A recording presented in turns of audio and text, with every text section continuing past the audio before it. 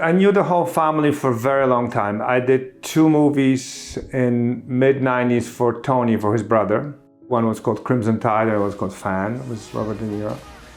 I also shot a lot of commercials for his company. Then knew Ridley. He was intrigued about 3D. I was doing 4 Pirates that were done in 3D, and I just finished Alice in Wonderland. It wasn't fully native 3D, but it was dimensionalized. So Ridley basically met me because he just wanted to find out what it is. Then he said, "Do you want to shoot my next movie?"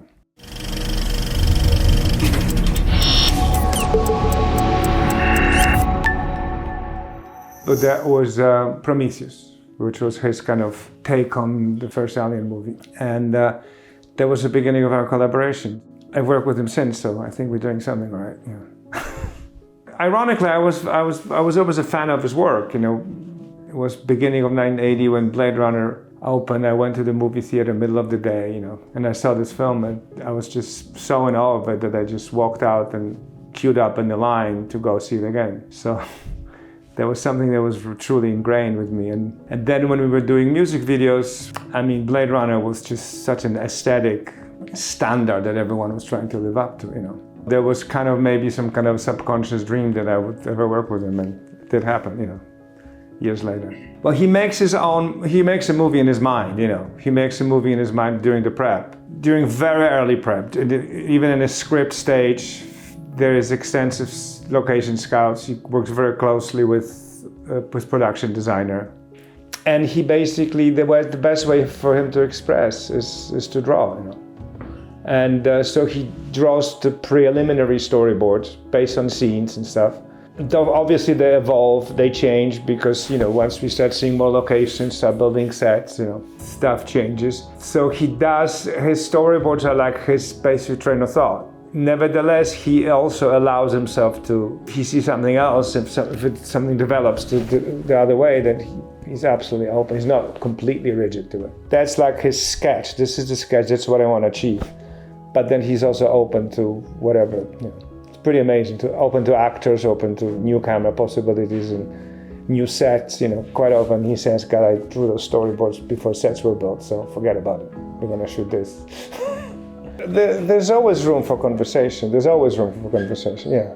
And you know, I have a pretty strong like art background. You know, my sister was a painter. You know, the school I went to. You know, I was always interested in all different arts, not just movies, because movies is just a very eclectic form. It's a combination of everything. Yeah. I think Ridley and I grew up on the same movies, so it's kind of easy. You know, I can catch him on stuff. You know, oh, looks a little bit like Andrei Rublev, which nobody knows what it is, but he does, you know. That's why it's kind of easy to work with him. We always catch ourselves on like, oh, that's like so-and-so, oh, that's like so-and-so. And it's not like you deliberately trying to copy it, you're just so loaded with all this stuff that impressed you when you were developing your individuality that just pops out. You know, that's the fun. We were just doing a scene, because it's 14th century, a lot of stuff is based on like huge fireplaces, you know, old French fireplaces, and a lot of scenes are played against this huge flames and stuff. So it's like yesterday I said, "Do you remember Woman in Love?" Ken Russell's film, the famous duel. I said, "Yeah, of course I do, of course I do." So it's like, you know, it's simple. With him it's very easy because we're kind of on the same plane, you know. But it's definitely very, very, very important process for him. That's how he visualizes film, and he's an extremely visual director, so he basically sees the whole movie. Yeah. And it's quite challenging to tap into it, but once you tap into his process of thinking, it's very exciting. First you just get a script, yeah, and then you start getting his storyboards, you get seeing his illustrations. A lot of illustrations that are done by him and by art department by then.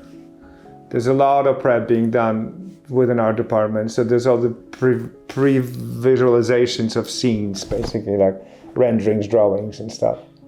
And lots of references. It's like when we did Prometheus, kind of researching what the engineers should look like. It was very much based on classical sculptures, you know, like Apollo, you know, David and stuff, you know, very much so. But then was also broken down with photographs of Native American Indians, you know. So he looks for stuff everywhere in the different cultures and just puts them together, you know. That's what makes it such a great journey with him.